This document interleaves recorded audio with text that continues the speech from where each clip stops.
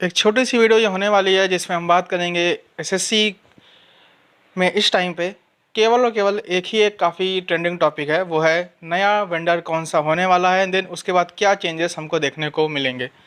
First of all, जो आपकी exam conducting agency है जो वो टीसीएस ही रहने वाला है, उसमें कोई किसी भी तरीके का कोई भी चेंजेस नहीं होंगे, वो टीसीएस ही रहेगा। एंड आप यकीन मानिएगा, अगर आप स्टेट्स का एग्ज़ाम नहीं देते हो तो डेफिनेटली आपको ये चीज़ नहीं पता होगी, बट टीसीएस सबसे बेस्ट है। टीसीएस की तुलना कोई भी अदर एजेंसी कर ही नहीं सकता है। जितना बेस्ट काम टीसीएस करता है उतना कोई नहीं है। मतलब लिटरली सबसे अच्छी चीज़ क्या होती है एग्ज़ाम में कि चीटिंग नहीं होनी चाहिए। डेफिनेटली कुछ केसेस होते हैं, बट अगर आप उसे और भी चीज़ों से कंपेयर करें जितनी अदर एजेंसीज़ हैं, तो आप यही कहेंगे कि भाई टीसीएस परमानेंट है, काफ़ी अच्छा काम करता है टीसीएस, और टीसीएस को ही रहना चाहिए। अब दूसरा इसमें जो मेन चीज़ है वो है क्वेश्चन बैंक को लेके किस तरीके के क्वेश्चन आएंगे, इन सब के बारे में टेंडर निकाला गया है। तो फर्स्ट ऑफ ऑल, अब इसमें ये चीज़ है कि नॉर्मली अब आजकल यही देखा गया है कि जितनी भी रिक्रूटमेंट एजेंसीज़ हैं वो ट्राई करती हैं कि जो एग्ज़ाम कंडक्टिंग एजेंसी कोई और हो, क्वेश्चन सेट करने वाली एजेंसी कोई और हो। जिस तरीके से अगर बाई चांस कुछ होता है, बीच में कुछ करप्शन होते हैं, तो इस तरीके से आपके पास दो लोग रहेंगे, दो सेपरेट लोग रहेंगे, दो सेपरेट कंपनीज रहेंगी, तो इससे करप्शन के चांसेस कम होते हैं। सेकेंड ऑफ ऑल, टीचर्स ने अभी तक काफ़ी अच्छा काम किया है। देन हमको पहली दो चीज़ों में केवल परेशान हो चाहिए, फर्स्ट ऑफ ऑल, और जो कि मेन चीज़ वही चीज़ है कि भाई एग्ज़ाम के जो क्वेश्चन पेपर की जो एजेंसी हो वो अच्छी हो, ट्रांसपेरेंट हो, उसमें कोई ऐसे दाग धब्बे ना हो, और पूरी तरीके से ठीक तरीके से वो क्वेश्चन को सेट करे या क्वेश्चन को जो प्रोवाइड करे, क्योंकि जो आपके कंप्यूटर में जो क्वेश्चन आएंगे उसकी भी आई थिंक जिम्मेदारी भी उसी एजेंसी की तरफ से होगी। तो वो भी जो चीज़ें हों वो एकदम ठीक तरीके से हों। अब उसमें मेन पॉइंट है कि रिसेंटली कई सारी एजेंसीज़ हैं जो कि काफ़ी बेकार काम करते हैं। डेफिनेटली इनको तो टेंडर बिल्कुल नहीं मिलना चाहिए। पहली है आपकी, अगर आप NSEIT, अगर आपने ग्रुप डी का एग्ज़ाम के बारे में आपको पता हो तो पहले टेंडर NSEIT को ही मिला था। बाद में क्योंकि कैडेट्स ने काफ़ी विरोध किया तो उसके बाद इससे टेंडर छीन लिया गया। विरोध क्यों हुआ इसके पीछे डेफिनेटली सभी को नहीं पता होगा, लेकिन मैं आपको कुछ कारण बता दूँ। NSEIT ऑलमोस्ट पूरे इंडिया में बैन है एक्सेप्ट यूपी। उत्तराखंड में भी NSEIT बैन है, MP में भी NSEIT बैन है, क्योंकि इन्होंने काफ़ी अच्छे लेवल की चीटिंग किया था MP में। उत्तराखंड के भी एग्ज़ाम्स में NSEIT ने काफ़ी चीटिंग किया था, तो वहाँ पे भी NSEIT बैन है कम्प्लीटली।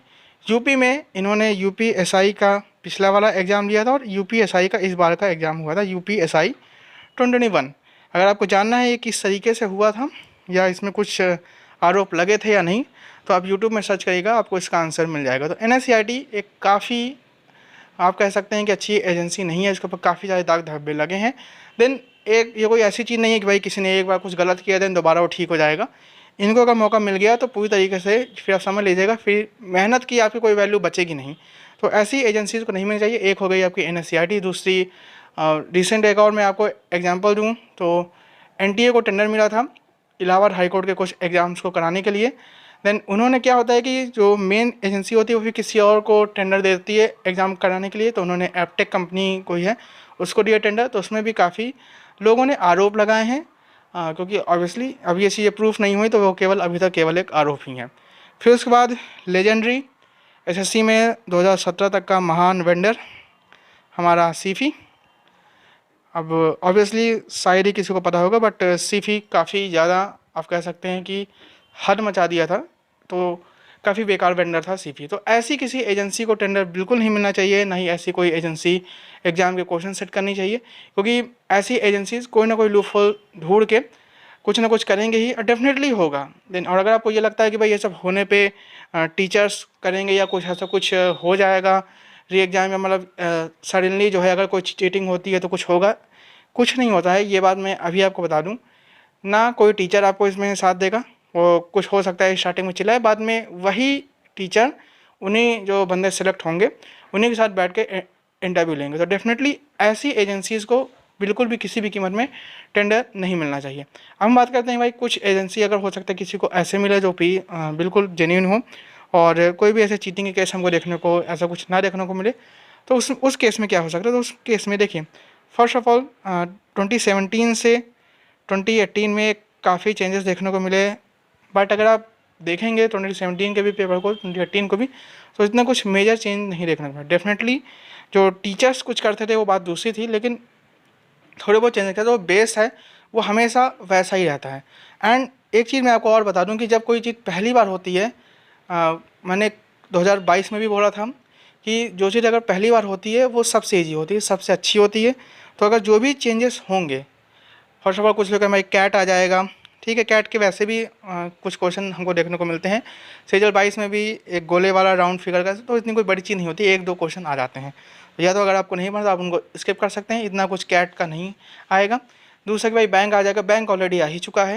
एंड देन मैं इसको बैंक नहीं बोलना चाहूँगा, मैं उसको बोलना चाहूँगा करेंटली जो रीजनिंग है वो अब ऐसे ही आ रही है, चाहे आप डिफरेंट कोई भी एग्जाम देखें। मैं बैंक से ज़्यादा उसको रेलवे बोलना चाहूँगा, क्योंकि अगर रेलवे CBT 2 को आप देखेंगे तो भी अप्रॉक्सीमेटली वैसा ही पेपर था जैसा कि आपको मेंस में देखने को मिला। और ये कोई फिक्स पैटर्न टीचर्स नहीं कौन सा कोई फिक्स पैटर्न रखा है, आप एक रफली कुछ भी नहीं बना सकते भाई पेपर ऐसा ही था। टायर 1 की बात करूँ तो टायर 1 में हर शिफ्ट अपनी डिफरेंट होती है, कुछ शिफ्ट में मैथ टफ होती है, कुछ में ईजी होती है, कुछ में इंग्लिश टफ होती है, कुछ में इंग्लिश ईजी होती है। तो अगर आपको ये लगता है कि आप कोई एक चीज़ के भरोसे आप जाएंगे तो डेफिनेटली काफ़ी आप गच्चा खाने वाले हैं। मेंस में यही हुआ है, तो सारी चीज़ें आपको तैयार करनी चाहिए, कोई भी इसमें डिफरेंट चेंज नहीं आते हैं। टीसीएस की अगर बात करूँ, जीएस की, तो जब जीएस बनाई जाती है तो इतनी अजीब होती है कि भाई फिर उसका गूगल भी उसका आंसर नहीं दे सकता। टीसीएस ने भी ऐसी जीएस बनाई है, इंग्लिश भी काफ़ी टफ लेवल की बनाई है, मैथ भी आपने देख ही लिया मेंस का, चाहे कोई कितना भी बोले कि भाई पेपर 10 मिनट में हो जाएगा।